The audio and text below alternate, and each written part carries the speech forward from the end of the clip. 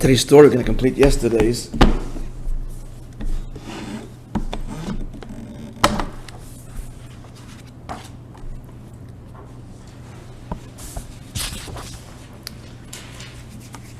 So yesterday's story was the Rebbe told then, as printed in the back of the Tilim, that the Maggid was always, it pained him, that he second guessed, he questioned the Baal Shem Tov until he overheard, as he was passing through the Heicholis, Moishe Rabbeinu teaching the Tineka Shal Beis Rabban and explaining that all the pshatim in Sarah's laughter and Avram's laughter are true, but they laughed, they in disbelief. How could it be? And he answered, because it's a guf kodesh. I mean, it's a guf. It's still a guf, and the guf is basar. It's like a guf kodesh with basar. Now, the Rebbe's chiddush on this is, end of story. The Rebbe told the story in the context of the Frierdiker Rebbe Farbrengen in Chicago on the 13th of Shvat, on the Shabbos. It turns out that his mother, Rebbe Shtenesar, had passed away. In retrospect, it was wrong. But, so the answer is basar, guf gashmi. But the Rebbe stressed there that it's a guf kodesh, and therefore it's also the fiyah kavana. The Eibusher didn't want him to know so that he should fabreng, and therefore he quotes him with the fabrengen, and that fabrengen there.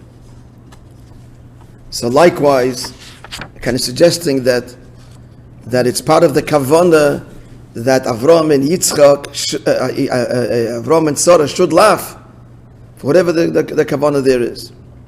Now, Behemshech to that he tells the following, another story. There were two Gera Chassidim who decided to print the Noam Elimelech anew from Elimelech Milizensk, one of the most famous Chassidic Sfarim, Talmud of the Maggid. The Bezushin of Elimelech, the two brothers, right? You're all familiar. So they wanted to print it again with a new typesetting, Maramakamis.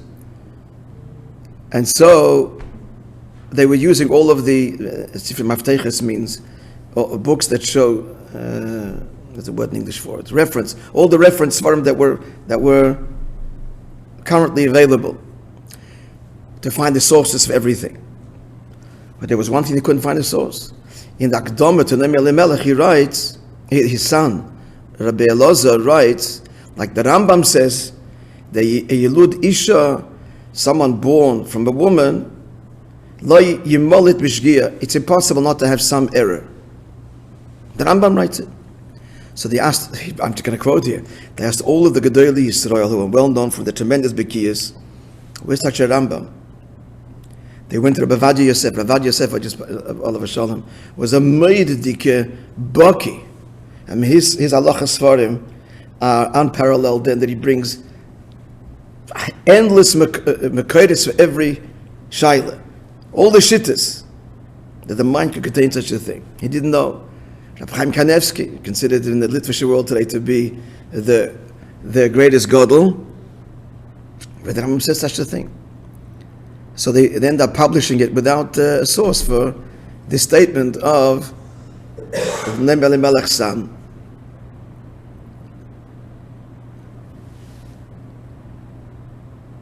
Sometime later, I don't know if this is dollars or yechidus, one of these Gera Chevre was by the Rebbe, and he asked him the Makir.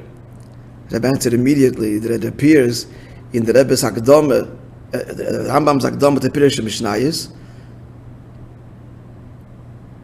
The end of his explanation is Akdama to Seder Nezikin. Quote, here's the direct quote from the Rambam there. Kol misheyesh b'teva basav adam yefsh shlayita. Anything that has any entity has the nature of flesh and blood, it's impossible. There should not be some kind of error. Perfection is only the Maila. So they found this source. Okay, friends, a wonderful day.